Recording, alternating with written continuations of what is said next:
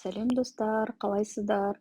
Бүгін мен сіздермен осылай балаларыңыз стеналарға сызып тастаған болса, қалай кетіруге болады, сонымен бөлісемін. Араларыңызда мүмкін білмейтін кісілер бар шығар.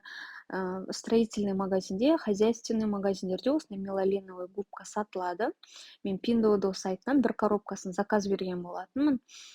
Маған бір коробкасы 1,5 теңгеге примерно шықты. Және де бұның весі өте аз, 0,5 килограмм сондай ғана болады. Оған да жетпейді. Өстіп губканы таза суға бір малып аласыздар. Малып алғаннан кейін жақсылап сығып, осылай стенаны кішкене күшіңізді салып, осылай сүртсеңіздер кетіп қалады. Өстіп сүрткеннен кейін шаң сүртетін орамалыңызды алып, тағы да бір рет таза сумен тряпкаңызды жақсылап сығып, үстінен тағы да бір сүртіп жібересіздер.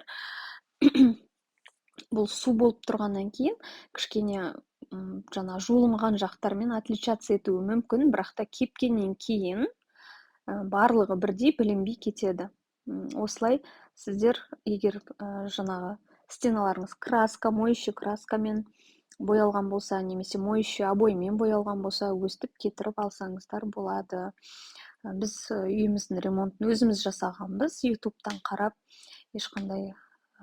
ешкімге ақша бермей, өйткені бізде балалар кішкентай болғандықтан, біз әлі балалар өскенше талай ремонт жасалынатынын білдік, сол себепті өзіміз жасай салдық. Көбісі айтқан, не үшін отделщиктарға жасатпадыңдар, әдемі қылып шығаратын еді, керемет болатын еді деп, бірақ та отделщиктарға 2 миллион ақша беріп бүйтіп ремонт жасатудың әзірге мен несін көріп тұрған жоқпын, өйткені жыл сайын мода неше түрлі шығады, өстіп балалар кішкене бүлдіріп қояды, сол себепті балалар өскенше осындай экономный вариант өзіміз жасап қойдық. Сіздерге де егер солай балаларыңыз майда болса, өстіп өздеріңіз қарап жасауға кеңес беремін.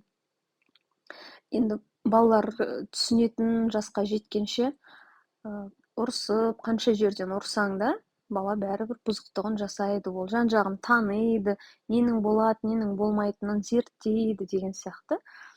Сол себепті балаларға ренжіп, осындай бүлдіріп қойған үшін ұрсудың қажеті жоқ деп ойлаймын. Барлығының шешімі табылады, ең бастысы.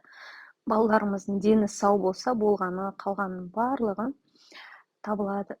Және өстіп стена су кезінде осылай басқаша болып тұруы мүмкін, кепкеннен кейін, бірақ та білінбей кетеді. Бірдей болып, жуылмаған стенамен ешқандай разницасы болмай қалады кепкеннен кейін. Және де осы губкамен сіздер газдың айналасындағы сарғайып, май шашырап қатып қалады ғой, соларды кетірсеңіздер де өте жақсы кетіреді.